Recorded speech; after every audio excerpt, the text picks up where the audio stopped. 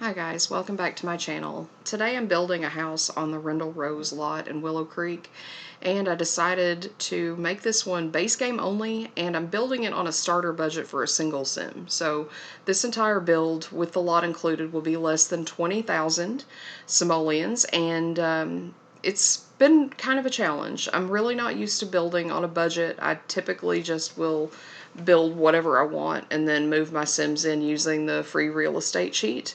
And then I'll reduce their money by whatever amount I want so that it's a little bit more realistic. But I find that a lot of people play The Sims without cheating, so I thought maybe I'd be a little bit more inclusive and allow for them to be able to download this lot and move a sim in directly without having to cheat or add more sims to their family or whatever. So this is for those simmers and also the ones that don't have a whole lot of packs to work with. I have everything except the new Star Wars, and we're not going to get into that, but I do like to play with a pretty full assortment of packs and build with everything that I can have available to me. So you'll see me struggling a little trying to figure out this situation with the roof, and also a situation with trying to remove items and put things in to make sure that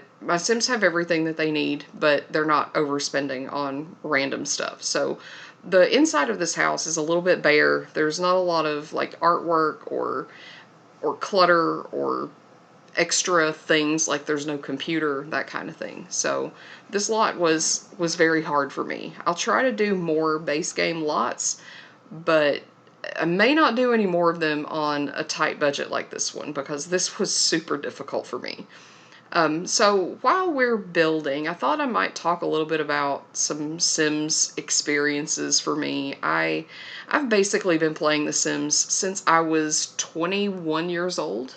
So for 20 years, I've been playing The Sims. I started right after I got out of college. I was kind of in a state of depression after having left school because there were some things that didn't go very well, and I was waiting for school to start back up, and I was really just struggling a lot. And for some reason, playing The Sims let me escape from a lot of things, and I've found over the years that escaping is something that The Sims allows me to do. So when my real life is going kind of badly, The Sims is always sort of there for me, and I can envision life the way I would prefer it to be, at least for a little while.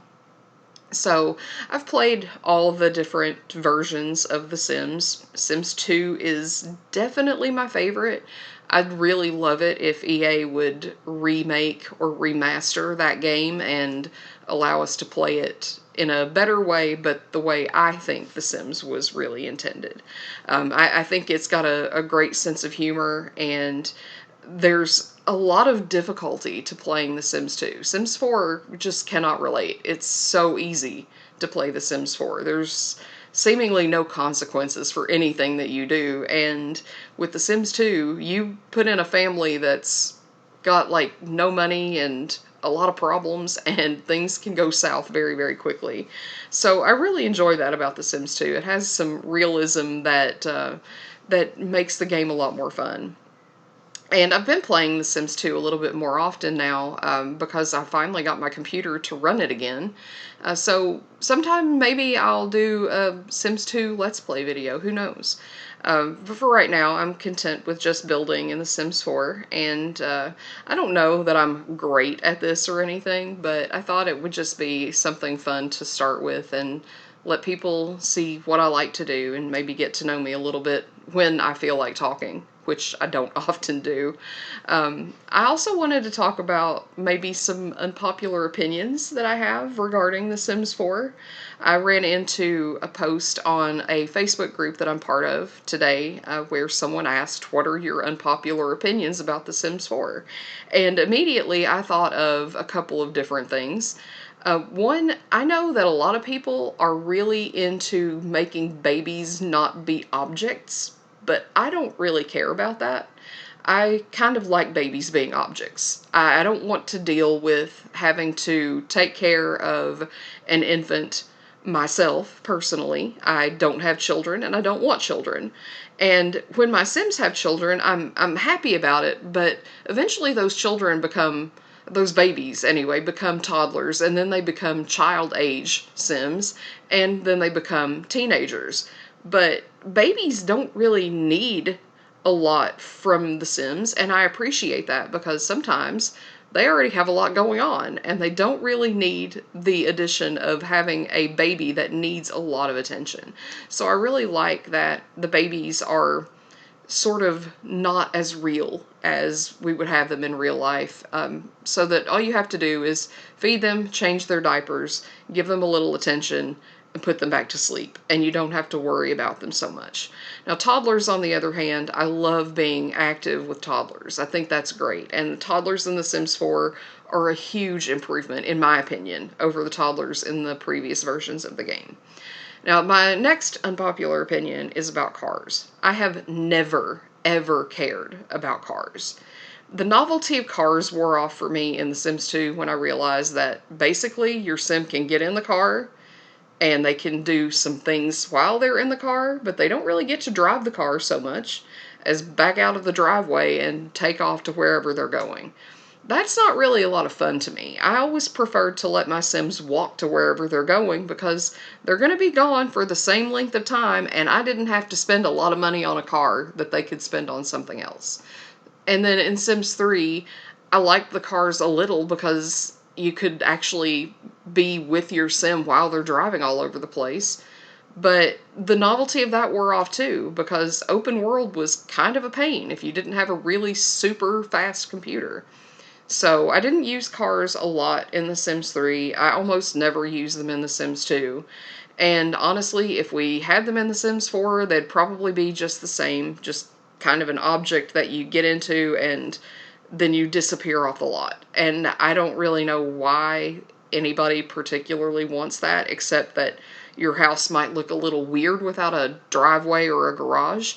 But I don't care. So I don't build houses with garages. You'll never see me build a house with a garage. And that's because we don't have cars. And I don't care that we don't have cars. So that's fine. My third and final unpopular opinion is probably going to shock you. I really, really hate seasons. I hate seasons. Actively hate it.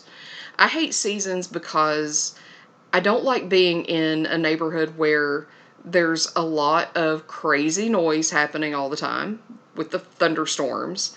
I do not like the constant blizzards in the winter.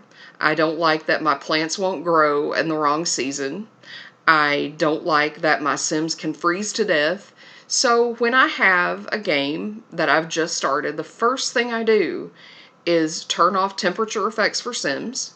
I turn off the weather effects in the neighborhoods that I'm using. And I go and I cancel all the holidays off the calendar because I hate the holiday system.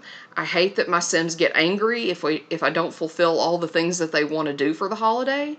And I hate playing in that sort of style. So come at me, I hate seasons. It's definitely an unpopular opinion. I think it's like everybody's favorite pack, but whatever. Anyway, we're coming down to the end of this video, so I'm going to stop and let you finish watching. Do remember to like, subscribe, and comment, and I'll see you in the next one. Have a great day.